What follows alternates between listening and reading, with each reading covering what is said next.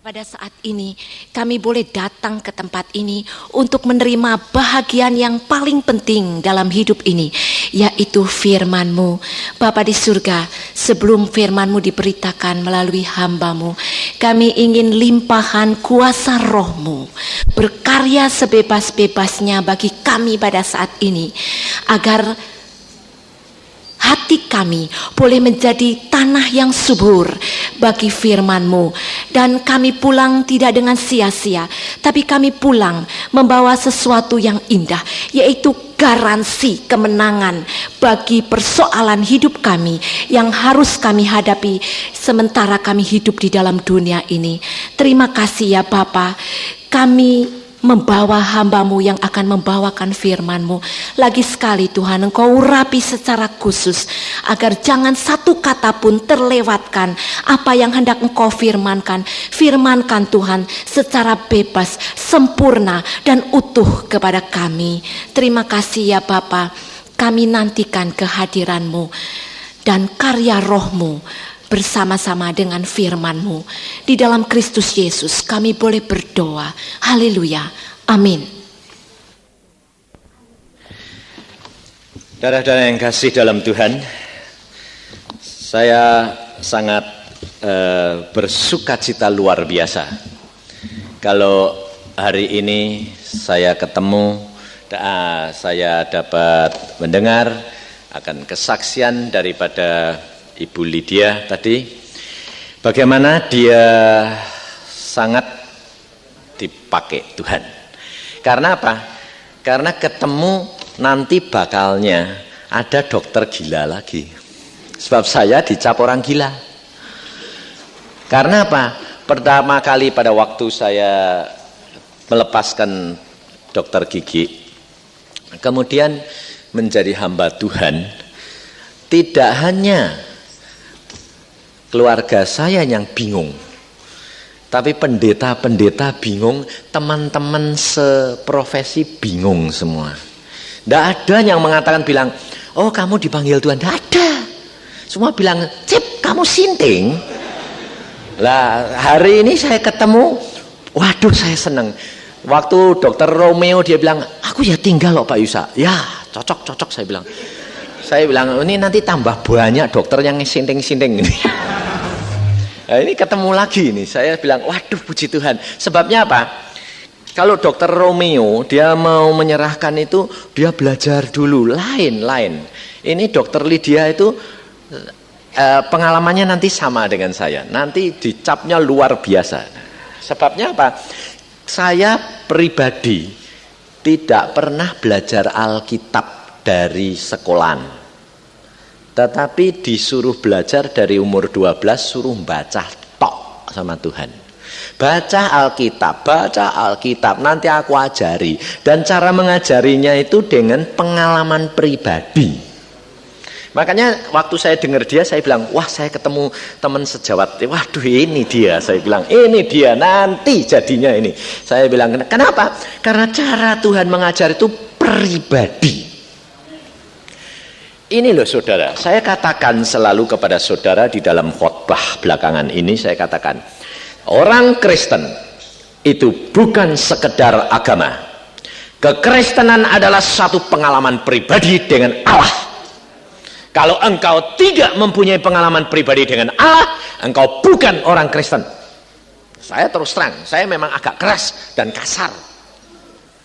Pada waktu saya di Solo, saya kalau di Solo tidur di rumah dokter Danu, nah, istri dokter Danu, saya kira masih ada hubungan famili sama ini dokter Lydia ini. Sebab ini bapak dokter Lydia ini Pak Sikun itu masih omnya. Jadi itu pengarangnya buku Pengestu. Jangan enak-enak, pengarangnya Cakal Bakali. Sekarang jadi anak Tuhan. Mana masuk akal. Dan bukunya itu sudah diterjemahkan di luar negeri. Dan sekarang dia menjadi anak Tuhan. Ini pada waktu saya di sana, saya ini orangnya belak-belakan. Demikian saya masuk, Tuhan ngomong sama saya. Itu istri Danu kasih tahu, Saya langsung, wow, dia bilang, saya duduk saja belum masuk ke rumahnya, dia bilang, sini Ti, ini duduk. Kamu ini kok. Lah, orang Solo itu kan halus. Saya ini bergedek kayak mertalier, saya ngomong. Sebabnya apa? Saya dipesen, kalau ndak langsung saya beritahukan, nanti bisa lewat. Saya orangnya enggak mau. Apa yang Tuhan katakan saya berikan. Betul atau tidak bukan urusan saya. Loh, betul enggak? Lah kalau saya mikir-mikir, nanti kalau salah bagaimana? Kan dimaki-maki. Itu masih ada keakuan. Ini loh saudara. Kita harus rela membayar harganya. Dan hanya orang yang mempunyai pengalaman pribadi dengan Allah, mengenal Allahnya, dia sanggup untuk menanggung segala perkara. Tapi kalau engkau tidak pernah mengalami, cuma belajar ilmu, sekali waktu engkau akan tinggalkan dia. Karena apa? Nah, belum pernah. Saya kerap kali, Pak Yusa kalau ngomong sih enak, Tuhan ngomong. Ya betul dak, di sini saja orang-orang ini banyak dulu yang maki-maki saya. Karena apa? Ngomong enak, hamba Tuhan bilang, Tuhan ngomong. Aku ini jadi orang Kristen 20 tahun belum pernah. Lah saya makanya itu bukan orang Kristen. Nah kalau Dokter Lydia sudah bilang, Tuhan ngomong, nah nanti orang, Tuhan ngomong. Lebih-lebih dia bilang, aku lihat, ketemu. Nah, aku 25 tahun belum pernah ketemu. Betul lah? Betul lah? Dia sendiri yang ngomong tadi. Saya dianggap orang sinting. Ketawa sendiri. Saya berkata dalam salah satu kaset, kalau Pak Stefanus sudah ngerekam banyak. Saya berdoa, Tuhan ketawa. Kok enak kalau ngomong. Nah ini makanya saya bilang, oh syukur ada orang satu lagi ketemu. Saya bilang, wah. Kalau nanti waktunya tiba, dia akan dipakai Tuhan untuk khotbah. Sebabnya apa? Tadi sudah khotbah. Sebabnya apa? Tidak bisa diam. Meluap. Ini loh saudara. Maka dari itu saudara menjadi orang Kristen harus punya pengalaman pribadi dengan Yesus. Tanpa pengalaman pribadi dengan Yesus, engkau tidak akan dapat setia. Mari kita baca di dalam firman Tuhan. Yohanes 15. Yohanes pasal 15. Nanti saudara akan tahu bagaimana caranya kita ini mengenal Dia. Dan hidup sesuai dengan janji Dia, semuanya digenapi. Sebab Dia tidak mungkin tidak menggenapi janjinya. Tapi kalau saudara menjadi orang Kristen tidak mendapatkan janji Allah, itu yang perlu ditanya, dikoreksi, Allah atau saudara? Ini kitab apa? Kitab agama lain ada yang disebut kitab perjanjian enggak? Ada. Isinya apa? Janji-janji Allah. Dan ada satu lagi yang saudara belum tahu. Apa? Pengalaman manusia dengan Allah secara pribadi. Betul enggak? Isinya dari Kejadian sampai Wahyu. Isinya cuma nyeritain pengalamannya orang itu dengan Allah. Ya dah? Kitab sucinya orang lain, agama lain adalah pengajaran-pengajaran. Tapi Alkitab kita adalah pengalaman pribadi manusia dengan Allah. Lah kalau saudara menjadi orang Kristen, tidak punya pengalaman pribadi dengan Allah, masuk bagian Alkitab enggak? Yang jawab kamu loh ya. Masuk enggak? Enggak. Lah kalau enggak masuk surga enggak? Jangan enak-enak loh kamu. Sebabnya apa? Yesus berkata, domba-dombaku mengenal suaraku. Suara ini Yesus saya belum pernah. Nanti masuk surga, mau masuk pintu surga, Yesus berkata, Mari nak masuk. Yang mana ya? Tak kenal. Kalau sekarang kamu sudah di dalam dunia ini menjadi murid Yesus, sudah kenal, sampai di sana, sip. Ketok pintu suara, aku kenal suara gembalaku. Loh, benar enggak? Ini loh saudara. Di dalam firman Tuhan ini digenapkan segala perkara yang dijanjikan Allah. Asalkan pihak engkau menggenapkan perjanjianmu dengan Allah. Kita harus berani bayar harganya. Di dalam Yohanes 15 mulai ayat 9. Seperti Bapa telah mengasihi aku, demikian juga aku telah mengasihi kamu. Sudah ada perjanjian. Tinggallah di dalam kasihku itu, jikalau kamu menuruti perintahku, kamu akan tinggal di dalam kasihku, seperti aku menuruti perintah Bapakku dan tinggal di dalam kasihnya. Semuanya itu kukatakan kepadamu supaya sukacitaku ada di dalam kamu dan sukacitamu menjadi penuh. Ini yang Tuhan suka luar biasa, yaitu sukacitanya Yesus di dalam Anda dan saya dan menjadi penuh. Tetapi kenyataan hidup orang Kristen tidak selalu sukacita, ya toh? Kenapa? Karena tidak mengasihi Yesus dan tidak menuruti firman-Nya. Kalau engkau menuruti seluruh firman-Nya, maka engkau itu mengasihi Dia. Kalau engkau mengasihi Dia, sukacitanya Dia menjadi bagianmu dan menjadi penuh. Tetapi bagaimana kita dapat menuruti firman-Nya? Wong bacah janda. Kalau ditanya baca Pak, tapi belum selesai. Ayo, siapa di antara saudara yang sudah baca dari Kejadian sampai Wahyu? Habis. Berapa gelintir? Jujur. Loh, ini orang berapa? Terus jadi orang Kristen berapa tahun? Kok enggak pernah habis? Ibu Lydia itu barusan 3 tahun. Baru 3 tahun.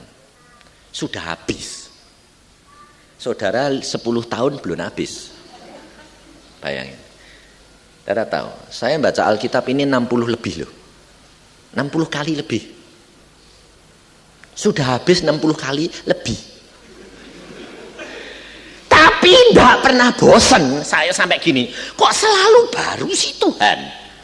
Tuhan berkata, Alkitab ini tidak terjangkau oleh manusia. Dan saya, lah ini tak khotbahkan tuh berapa ribu kali. Ya enggak habis-habis itu. Ngupas lagi, baru lagi loh. Aneh, saya bilang. Inilah firman. Menjadi kesukaan kita menjadi penuh kalau kita mau menurutin Dia. Saya ganti Alkitab sudah 3 kali. Karena apa? Kumal. Karena apa? Karena ini saya tahu, ini surat kekasihku. Saya selalu merindukan karena saya jatuh cinta kepada Dia. Karena tambah lama, cintanya itu tambah dalam. Sebabnya apa? Lah sebabnya tambah lengket. Sebab tahu, kenal pribadi. Kalau saudara sudah, Ibu Lydia sudah pernah dijamah Tuhan enggak? Udah, rasanya lain toh? Suami enggak begitu toh? Tidak. Wong saya saja dilus-lus Tuhan itu kepala saya sampai saya bilang, ibuku belum pernah, istriku belum pernah bisa ngelus-ngelus rasanya kok kayak gitu. Saya bilang, betul kok Tuhan, saya bilang, engkau lebih dari segala-galanya. Saudara tahu? Makanya itu, waktu saudara jatuh cinta, surat kekasihmu kan dibaca berapa kali? Berkali-kali. Ini surat Yesus kamu baca berapa kali? Hah? Belum habis, sekali aja belum habis. Ngaku kekasihnya Yesus, tidak kurang ajar kan? Ini saudara. Kenyataan hidup ini, pengalaman ini yang menyebabkan kesukaan orang Kristen itu tidak menjadi penuh. Karena apa? Kerap kali bilang apa? Enak dengerin khotbah. Saudara, rugi saya bilang. Jangan cari hamba Tuhan. Jangan cari manusia. Yang mengajar adalah Roh Kudus. Dan itu betul. Sebab apa? Janji Alkitab. Baca di dalam 1 Yohanes. 1 Yohanes pasal yang kedua, ayat 27 atau 26 mulai. Semuanya itu kutulis kepadamu, yaitu mengenai orang-orang yang berusaha menyesatkan kamu. Sebab di dalam diri kamu tetap ada pengurapan yang telah kamu terima daripadanya. Karena itu tidak perlu kamu diajar oleh orang lain, tetapi sebagaimana pengurapannya mengajar kamu tentang segala sesuatu. Loh, yang ngajar kamu siapa? Roh Kudus yang mengurapi kamu. Saudara tahu? Makanya saya bilang, karena apa? Karena dokter Lydia ini dia seorang dokter dan dia sudah banyak baca ilmu pengetahuan. Kalau tidak diajar sama Roh Kudus sendiri, tidak bisa terima. Karena apa? Ininya jalan terus. Saudara tahu? Tapi saudara-saudara maunya diajar orang lain. Rugi, saya bilang. Roh Kudus, urapan dia yang akan mengajar. Kalau engkau merindukan dia, engkau membaca firman-Nya, engkau rindukan dia, dia akan berbicara dengan engkau dan menerangkan apa maksud hatinya. Ini saudara. Pengalaman pribadi ini perlu bagi kita supaya kita mengenal dia. Tetapi saudara perhatikan, pikiran kita ini kerap kali menjadi penghalang. Ini yang menjadi penghalang. Pengenalan kita akan Kristus dihalangi oleh kepikiran. Karena apa? Karena kepikiran paling mudah dikuasai oleh setan. Saudara tahu? Hatimu pada waktu engkau bertobat, rohmu diisi oleh Roh Kudus. Setan masuk, tidak bisa. Tapi kepikiranmu gampang. Karena apa? Kepikiran kita terpengaruh oleh apa yang dilihat, apa yang didengar. Dan pengalaman kita yang lalu-lalu. Itu kerap kali menjerat. Maka dari itu, saudara harus belajar. Pikiran kita ini menjadi pikirannya Yesus. Bagaimana kita dapat menjadi mempunyai pikiran Yesus? Dengan membaca banyak surat ini, kata-kata firman Allah, kita masukkan terus. Itu adalah brainwashing, pencucian otak. Dan itu perlu buat orang Kristen. Orang Kristen itu rugi didahului sama orang komunis. Oleh setan-setan itu. Kenapa? Karena setan tahu ini perlu diisi. Sebab ini kerap kali menjadi berhala orang Kristen. Maka dari itu saudara harus sadar, kita harus mempunyai pikirannya Yesus. Di dalam 1 Korintus kita akan belajar bagaimana kita harus mempunyai pikirannya Yesus. 1 Korintus pasal yang kedua, tetapi ayat 9, tetapi seperti ada tertulis, apa yang tidak pernah dilihat oleh mata dan tidak pernah didengar oleh telinga dan yang tidak pernah timbul di dalam hati manusia, semua yang disediakan Allah untuk mereka yang mengasihi Dia. Saudara kalau baca ini, kira-kira saudara timbul tanyaan apa? Semua yang tidak pernah dilihat oleh mata, tidak pernah didengar oleh telinga, tidak pernah timbul di dalam hati manusia, semua yang disediakan Allah untuk mereka yang mengasihi Dia. Jadi yang disediakan ini saudara tahu enggak? Hah? Ayo. Yang bakal disediakan buat engkau ini kamu tahu enggak? Hah? Enggak. Enggak tahu. Rugi. Rugi. Nah, kalau enggak tahu ya kan rugi. Ini bukan saudara enggak tahu, baca di dalam ayat 10. Karena kepada kita Allah telah menyatakannya oleh sebab roh menyelidiki bahkan hal-hal yang jadi sebelum itu diberikan, kamu dikasih tahu dulu enggak? Dikasih tahu. Siapa yang ngasih tahu? Roh Al Kudus. Mengapa ayat yang 9 tadi khusus? Ayat 9 ini adalah dulunya perjanjian lama, di mana Roh Al Kudus belum diturunkan.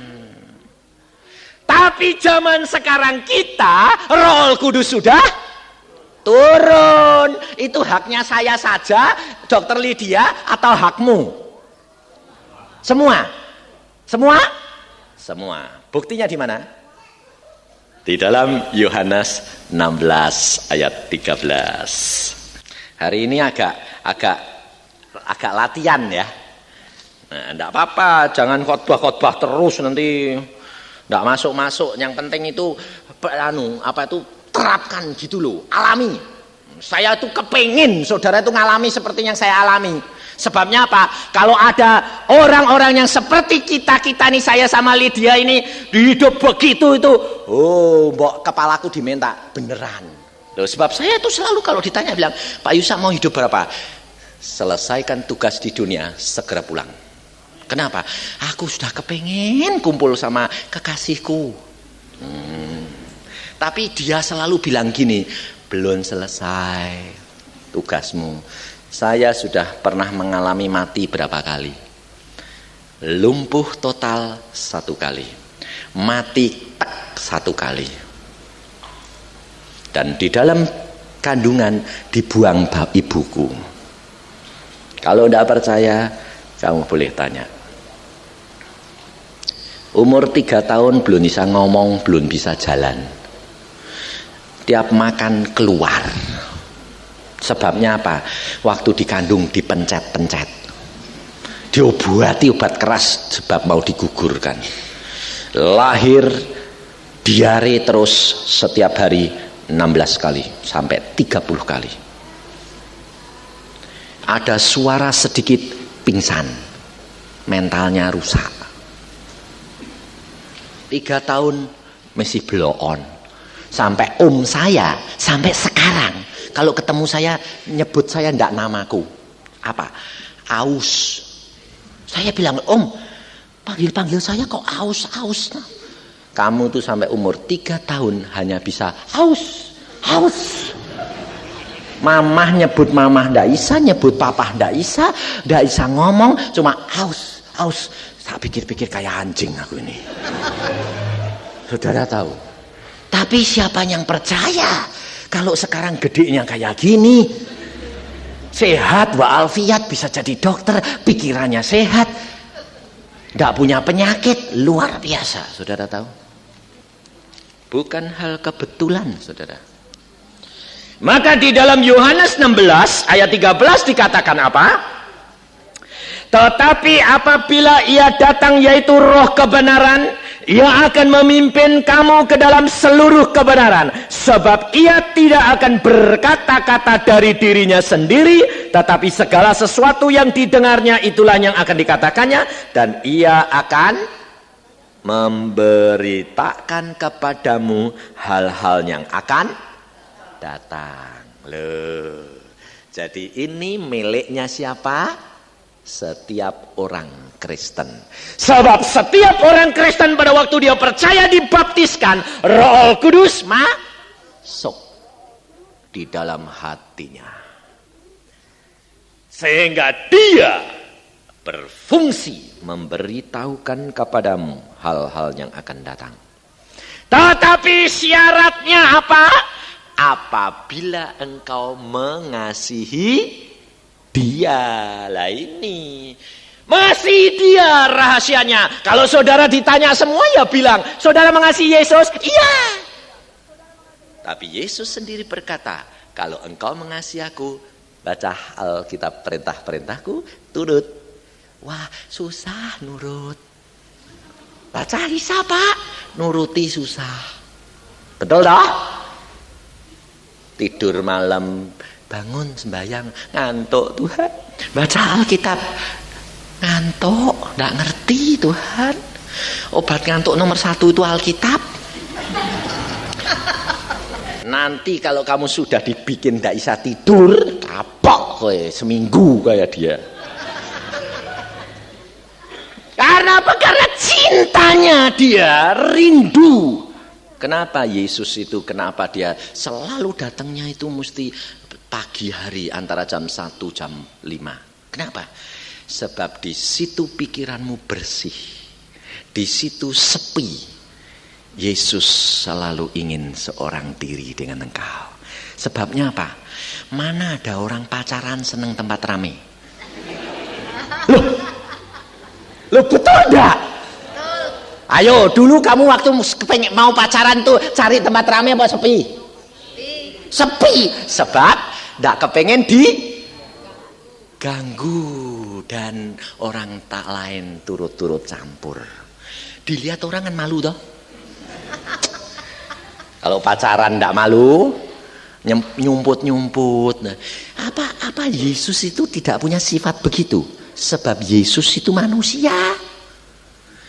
Dan pada waktu dia diutus di dalam dunia, Yesus statusnya sebagai manusia atau Allah? Atau manusia dan Allah? Manusia tulen, saudara tahu. Dan dia berkorban mengasihi engkau. Dia rindu mendapatkan engkau dan saya. Dan setelah engkau didapatkan, dia kepengin selalu bermesraan dengan engkau. Saudara mungkin bilang, Yesus roh kok, tidak bisa mesra-mesraan, rugi. Yesus itu mesra loh. Tahu enggak? Dokter Lydia ngalami, saya yang ngalami. Makanya saya pernah dimaki hamba Tuhan. Saya pernah dimaki hamba Tuhan. Dia bilang apa? Tuhan Yesus tumben mau ku turun pacaran sama Yusa ngelus-ngelus. Saya sampai bilang, Tuhan ampuni dia karena dia belum ngalami. Jangan menghakimi karena engkau belum pernah ngalami. Tapi kalau engkau sudah ngalami, kau tidak akan gampang marah. Saya diomongi gitu saya marah. Enggak, saya malah jatuh kasihan. Kenapa? Tuhan ampuni dia. Mbok kunjungi si Tuhan supaya dia ngalami mesramu le. Ada enggak ayatnya bahwa kasih Yesus itu mesra? Di mana? Di Filipi. Benar, Yesus itu luar biasa. Sungguh. Wah, kalau sudah cerita perkara Yesus itu kayak orang sudah lupa daratan saya nih. Di dalam Filipi 2 ayat pertama. Jadi karena dalam Kristus ada nasihat, ada penghiburan kasih, ada persekutuan roh, dan ada kasih mesra. Kalau mesra itu gini, ngomong-ngomong Jaya, jangan deket-deket. Kira-kira kalau saudara bermesra-mesraan sama kekasihnya itu ngomong-ngomong gini tok, jangan pegang-pegang ya. Itu mesra enggak? Enggak itu. Kalau mesra bagaimana? Hah? Dilus-lus, bener. Dirangkul, dilus-lus, itu mesra. Ini nostalgia sedikit ya, Bu ya. Dan ini anak-anak muda semua saya yakin dalam ketawa-ketawa tapi aduh enak. Baik yang dilus-lus, baik yang ngelos. Ibu Lydia tadi ngomong enggak? Dia saksi tadi dirangkul enggak? Ya. Dirangkul, dilus-lus, loh saudara tahu. Yesus itu mesra. Mengapa Yesus tidak pernah datang kepada kamu dan mengapa dia tidak pernah bermesraan? Karena Yesus pernah berkata, segala perkara dapat terjadi bagi orang percaya sesuai dengan imanmu. Kalau imanmu berkata, Yesus engkau roh, aku daging, engkau tidak bisa bermesraan dengan aku, engkau tidak akan mengalami. Maka dari itu ini loh saudara, pikiranmu harus dirubah. Cara berpikirmu, cara berpikir Yesus. Dan pikiran kita, pikirannya Yesus. Maka engkau dapat bermesraan dengan dia. Karena apa? Karena engkau sehati dan sepikiran. Nah, saudara tahu. Ada enggak ayatnya bahwa kamu punya pikirannya Yesus? Di mana? Di Filipini. Di Filipini ayat yang ke-5, 1. Kemudian di dalam 1 Korintus 2 ayat 16. 1 Korintus 2 ayat 16. Siapakah yang mengetahui pikiran Tuhan sehingga ia dapat mengasihi dia? Tetapi kami memiliki pikirannya Kristus. Sebetulnya saudara tahu, Alkitab ini itu simple, biasa, mudah. Tetapi saudara kutak-kutik. Teolog ini ngutak-ngutik sampai jadi susah. Wong Alkitab ini gampang. Saya baca Alkitab, saya praktekin. Masa bodoh? Nah, ya, saya pernah ngalami sekali. Saya praktekkan Alkitabiah ini seperti orang memang belum tahu. Pada waktu saya baca, lulus SMA saya baca, barang siapa mengasihi bapak ibunya, saudara-saudaranya lebih daripada aku, tidak layak menjadi muridku. Wah, tak pegang, tak tempelkan sini plek, lugu. Lalu lulus SMA, saya bilang bapak saya, Pak, saya mau sekolah teologi, jadi pendeta. Bapak saya bilang, tidak, jadi dokter. Kalau tidak nurut, tak buang. Alkitab berkata, kalau aku mengasihi bapakku lebih daripada Tuhan Yesus, tidak layak, aku akan keluar. Bapak saya orang Kristen, majelis, ahli Alkitab, matanya jadi bunder. Hah? Yang ngajar kamu siapa? Alkitab. Enggak begitu maksudnya. Enggak tahu. Pokoknya saya baca gitu kok. Saudara tahu, saya keras, bapak saya keras. Lalu saya bilang, baik Pak, daripada kita bertengkar, saya akan masuk kamar. Saya tanya langsung kepada dia. Jangan ganggu aku, tidak mau makan, tidak mau minum, 3 hari 3 malam. Saya orangnya keras. Masuk kamar, kunci cepret, 3 hari 3 malam tidak keluar. Tidak keluar, bener-bener tidak keluar. Kencing dak, ke belakang dak. Saya itu nekatnya luar biasa. Diam sehari, tidak dijawab apa-apa. Saya bilang, Tuhan, aku sembahyang datang loh, sampai Alkitabmu tak bela mati-matian. Tidak ngomong. Biar, saya bilang, 2 malam, tidak ngomong. Akhirnya saya ini anak muda, tidak kuat. Tidak kuatnya bukan tidak kuat lalu keluar, tidak. Ngambil pisau. Kalau sampai hari ketiga jam 6 pagi engkau tidak ngomong, aku bunuh diri. Aku malu kepada orang tuaku. Jangan niru lu. Sebab kalau kamu bukan orang pilihan, bisa mati khusus, kocok kowe. Gak boleh sembarangan. Makanya saya selalu tekankan, jangan niru-niru orang, tapi punya pengalaman pribadi dengan Yesus. Yesus sanggup memanggil engkau dengan caranya dia. Maka dari itu saya orangnya keras. Sebab memang dari kecil saya sudah dipanggil, jadi saya nakal luar biasa. Sebab tahu Yesus kasih sama saya. Tidak mau jawab, saya bunuh diri. Saya bilang jam 6 pagi. Kurang 5 menit tidak dijawab. Makanya jangan main-main sama Yesus. Kurang 2 menit tidak dijawab. Saya ambil pisau benar-benar. Kurang semenit. Kalau engkau tidak jawab, aku akan bunuh diri. Saudara tahu? Tepat jam 6 dia berbicara. Langsung melalui telinga, audible. Suaranya seperti wibawanya luar biasa. Dia berkata, anak, dengar kehendak orang tuamu. Pada waktunya aku panggil engkau sendiri. Saya bilang, Tuhan, kalau ini engkau sekali lagi. Dia ulangi lagi. Dan setelah itu, baik, aku nurut. Keluar saya. Saya bilang, Pak, duit. Apa minta duit? Mau sekolah dokter. Siapa yang bilang? Tuhan. Tuhan ngomong. Ya. Saudara tahu. Bapakku sendiri tidak percaya. Karena apa? Tidak pernah ngomong. Inilah saudara. Tapi sekarang bapak saya umur 72. Dia bilang, Yesus luar biasa. Dia belajar dari saya. Dia bilang, aku heran lihat kamu. Yesus ngomong, Yesus ngomong, Yesus ngomong. Aku tidak tahu ngomong, bingung aku. Akhirnya dia sembahyang terus. Ngomong Yesus. Sekarang dia bercakap-cakap dengan Yesus. Saudara tahu. Luar biasa.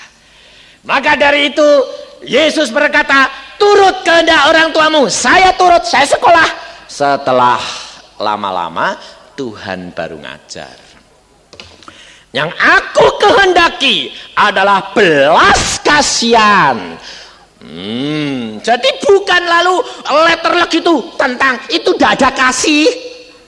Menentang orang tua, hormati orang tuamu, kata Tuhan. Dan ada kasih. Bagaimana caranya? Saya ngalami barusan tahu. Kalau engkau mengasihi ibumu lebih daripadaku, bapakmu lebih daripadaku, tidak layak menjadi muridku. Bagaimana aku cara mengasihinya? Ternyata apa? Ternyata satu saat pada waktu saya di Ungaran, saya khotbah di sana, lalu istirahat, jam 1:30 saya sembahyang, ibu saya masuk. Secara roh dia datang kepada saya, buka pintu. Saya bilang, loh Tuhan, yang buka pintu siapa? Oh, tidak ada orang. Tuhan bicara, ibumu datang minta diri. Loh, mama mau mati? Ya, tidak tahu. Di situ hati kepikiran saya berbicara. Aduh, aku kepingin pulang. Sebelum dia mati, aku kepingin ketemu. Yesus bertanya kepada saya, adakah engkau mengasihi aku lebih daripada ibumu? Hancur hati saya pada saat itu, saudara. Hancur bukan karena saya kepingin ketemu ibu, tapi saya mengingat kasihnya dia lebih daripada ibuku. Dan pada waktu itu saya ambil keputusan, enggak Tuhan, aku tetap melayani engkau. Aku tahu ibuku segera pulang. Anda tahu, di situ letaknya sebetulnya yang ditanya oleh Yesus, adakah engkau mengasihi aku lebih daripada ibu? Maka dari itu saudara, kalau engkau tidak mempunyai pengalaman pribadi dengan dia, engkau tidak dapat mengalahkan pikiranmu. Dan engkau selalu tunduk kepada pikiranmu. Apakah kalau saya tidak pulang lalu ayah saya menjadi kecewa? Saudara-saudara kecewa? Tidak. Pada waktu ibu saya meninggal 2 hari kemudian, saya berada di Kudus. Dan tidak ada saudara saya, bahkan istriku pun tahu saya ada di mana. Saya dicari, diinterlokal kemana-mana. Tidak ketemu. Untuk memberitahukan ibu saya meninggal. Tapi pada waktu saya sedang di Kudus, saya sedang berkhotbah. Jam 6 kurang 10 atau jam 7 kurang 10 saya belum selesai, saya langsung lihat ibu saya pulang. Saya bilang, selamat jalan mama, kita akan bertemu di Firdaus. Saudara tahu? Dan pada waktu selesai, saya langsung pinjam telepon, saya entrokal istri saya. Saya katakan, Ma, ibu mana? Ibu pulang. Kamu di mana? Aku di Kudus. Kamu dicari-cari mulai 2 hari. Aku tahu, Mama barusan pulang. Aku entrokal. Dan istri saya bilang, kamu enggak pulang? Aku pulang nanti malam untuk menemui ayahku. Besok pagi, segera aku harus khotbah di Solo, di tempat Dokter Danu. Aku akan kembali. Tapi malam ini aku akan pergi ke Cirebon untuk bertemu dengan ayah. Pagi jam 9 saya harus berangkat lagi. Dan Tuhan yang perintah, ya, oke, saya datang. Saya datang, ayah saya semalam suntuh, tidak mau bicara dengan anak-anaknya. Tidak tahu. Karena apa? Karena merasa berdoa terus, Tuhan, kenapa engkau ambil istriku? Aku masih membutuhkan. Lalu pada saat itu, semua saudara saya takut. Karena apa? Jatuh sakit. Kalau bapak tidak mau makan, tidak mau minum, diam terus semalam suntuh nungguin mayat ibu. Saya datang jam 6, saudara tahu, masuk kamar. Kakak saya, adik saya bilang, Papa tidak mau ngomong. Bagaimana ini caranya? Saya bilang, pusing amat. Saya bilang, kan kamu anak Tuhan.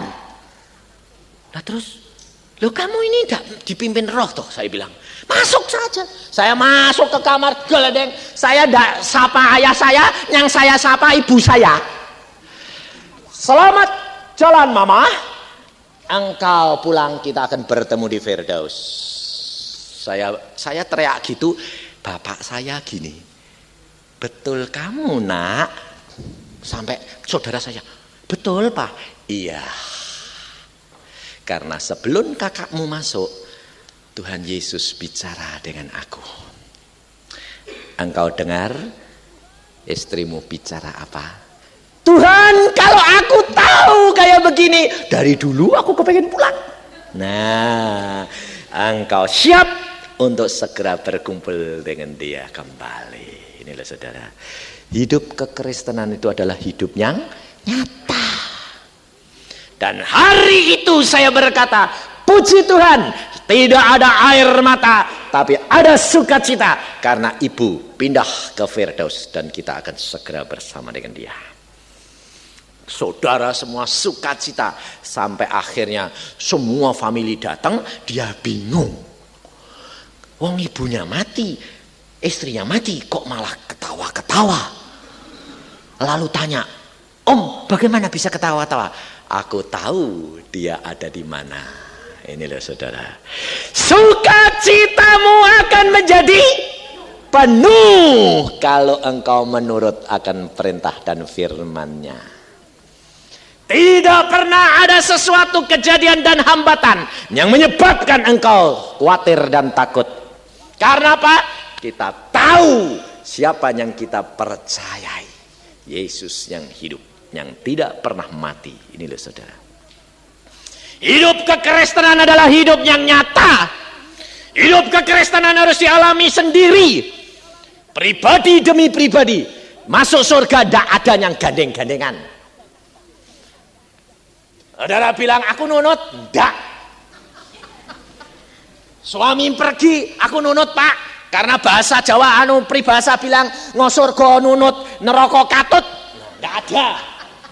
Harus pribadi demi pribadi. Karena pintu masuk ke surga sempit. Ada tahu. Hidup kekristenan harus pengalaman yang nyata.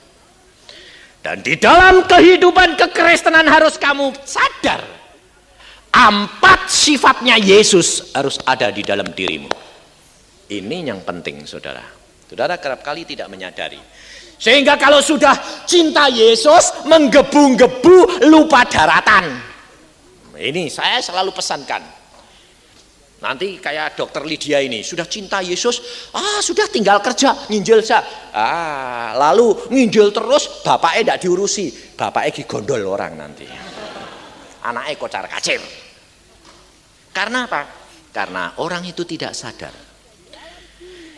Di dalam diri manusia Yesus ada 4 sifat yang harus kita perhatikan dan harus tahu waktu dan saatnya. Maka Injil, 4 Injil harus benar-benar engkau alami. Saya ditanya, kenapa Injil Matius, Markus, Lukas, Yohanes kok ceritanya lain-lain? Ya, karena ini 4 sisi.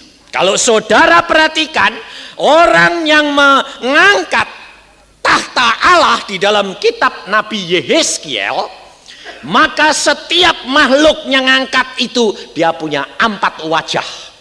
Wajahnya wajah singa, wajah lembu, wajah manusia, dan wajah raja wali. Setiap orang yang mengangkat Allah kita harus punya 4 wajah. Berarti 4 Injil. Dan 4 Injil ini 4 sifat daripada perangai Yesus Kristus. Singa adalah raja. Dia adalah bertindak sebagai raja. Saudara menyanyi, aku anak raja, aku anak raja. Betul tidak? Tapi rajanya raja apa? Tidak punya kuasa, tidak punya kemuliaan, kok raja.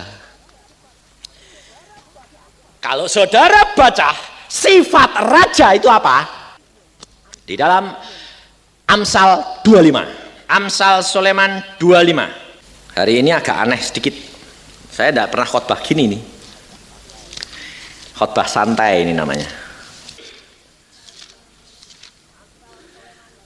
Amsal Sulaiman 25. Ayat 2. Kemuliaan Allah ialah merahasiakan sesuatu. Kemuliaan raja ialah menyelidiki. Lah saudara ini punya kemuliaan raja enggak? Wong nyelidiki Alkitab aja males. Mengapa firman Allah ini terrahasia? Karena itu kemuliaan Allah. Tetapi Allah sudah memberikan engkau menjadi anak-anak raja. Harus punya sifat kemuliaan raja, menyelidiki rahasia Allah. Engkau akan menemukan mutiara-mutiara tersembunyi, harta-harta terpendam. Inilah saudara. Sifat daripada raja, dia memerintahkan. Betul? Punya kuasa. Maka Yesus terhadap setan, dia punya kuasa memerintahkan. Setan, pergi. Pergi setan. Maka orang Kristen yang sudah hidup lahir baru harus berani praktek. Setan usir. Tapi saudara takut sama setan. Anak raja apa? Gak boleh. Harus punya sifat itu. Praktekkan. Lalu kedua, lembu. Pelayan. Lembu itu selalu menggotong beban. Anak Tuhan, sifat daripada Yesus harus menjadi pelayan. Melayani. Jadi jangan ditinggalkan. Kalau sedang mabuk cinta, lalu saking menggebu-gebunya menginjil, rumah tangganya ditinggalin. Pikirnya apa? Aku melayani Yesus. Suaminya tidak telah dilayani, anaknya tidak tahu dilayani. Kocar kacir. Kalau sudah kocar kacir, loh Tuhan, aku melayani engkau kok anak istriku kocar kacir. Inilah saudara. Karena apa? Pelayanan adalah dimulai dari dalam rumah tangga sendiri-sendiri lebih dahulu. Makanya dokter Lydia tadi waktu dia cerita sama bapaknya dimarahi Tuhan enggak? Ya, sebab apa? Membuang mutiara di cungur babi. Sebabnya apa? Belum setarap kok sudah diceritain yang enggak, nanti dianggap sinting. Ini loh. Saya dulu ya gitu. Tapi setelah ngerti banyak baru oh ya Tuhan, salah. Jadi jangan khawatir. Yang penting motivasi hatimu tulus, rindu Yesus, selalu Yesus hadir. Yang ketiga adalah sifat daripada apa? Wajah manusia. akal budinya harus dipakai. Dipakai untuk apa? Untuk mengecek Alkitab, untuk ngecek apakah betul itu cocok sama Alkitab. Jangan akal budinya dipakai untuk ngakimi orang lain. Kamu sih tidak tahu Alkitab. Nah itu dipakai untuk mengecek apakah pengalaman orang itu, apakah yang diceritakan, apakah yang dikhotbahkan, apakah yang dialami cocok enggak sama Alkitab. Itu perlunya akal budi. Sebab Alkitab ini menjadi barometer. Jangan keluar dari Alkitab. Sebab ajaran-ajaran sesat banyak. Saudara tahu salah satu ajaran sesat daripada agama Kristen Moon, dia berkata apa? Yesus selama di dalam dunia punya 2 kegagalan. Padahal Alkitab tidak pernah cerita Yesus pernah gagal, tidak pernah toh? Satu kegagalannya apa? Yesus tidak kawin. Nah, kurang ajar tak pikir. Yang kedua, Yesus mati di atas kayu salib. Saya bilang, ini orang benar-benar setan ini. Saya bilang antikris sungguhan ini. Kalau Yesus tidak mati, engkau tidak akan diselamatkan. Maka dari itu, jangan percaya sembarang orang yang bawa Alkitab itu orang Kristen, belum tentu. Saudara tahu, yang penting harus pakai akal budi juga. Kamu baca sendiri cocok enggak sama Alkitab. Sifat yang keempat adalah wajah siapa? Raja Wali, sifat Allah. Jadi kita sudah mati, sekarang percaya Yesus, suatu hidup yang baru mempunyai sifatnya Allah. Nah, di dalam 4 sifat ini kita harus tahu, kalau kita berhadapan dengan setan, kita harus punya sifat Allah. Bahwa Allah sudah memenangkan. Allah tidak pernah kalah sama setan. Dan pada waktu kita mau perintahkan dia, sifat raja lakukan. Keluar setan. Dan setelah setannya keluar dari orang itu, sifat lembu yang kita pakai. Layani orang itu dengan lemah lembut. Dan sifat manusianya, tuntun dia mengenal Alkitab. Kalau engkau mau menjadi sempurna, belajar dari Yesus. Dia adalah Allah yang sempurna. Dan engkau akan sempurna. Punya pikirannya Yesus, sifat dan perangainya Yesus, dan perasaannya Yesus. Maka sukacitamu akan menjadi penuh. Telingamu menjadi tebal terhadap apa? Terhadap makian orang. Dimaki, ketawa. Sebab apa? Sebab pada waktu engkau dimaki, engkau menderita, langsung ayat Alkitab muncul. Berbahagialah kamu kalau kamu dihina karena aku, upahmu besar di surga. Kayak kalau dimaki orang selalu saya bilang gini, Tuhan tambah banyak, catat loh 2 kali lipat. Saya selalu gitu, sehingga saya tidak pernah sakit hati. Sebab apa? Setiap kali dimaki saya bilang upahku besar, tambah. Malah orangnya saya bayi. Sebabnya apa? Sebab kalau dia tetap maki, upahku tambah gede. Ini loh saudara. Hidup kekristenan itu adalah hidup yang nyata. Kalau engkau tidak punya pengalaman pribadi, engkau tidak menjadi orang Kristen yang sempurna. Amin. Mari kita berdoa.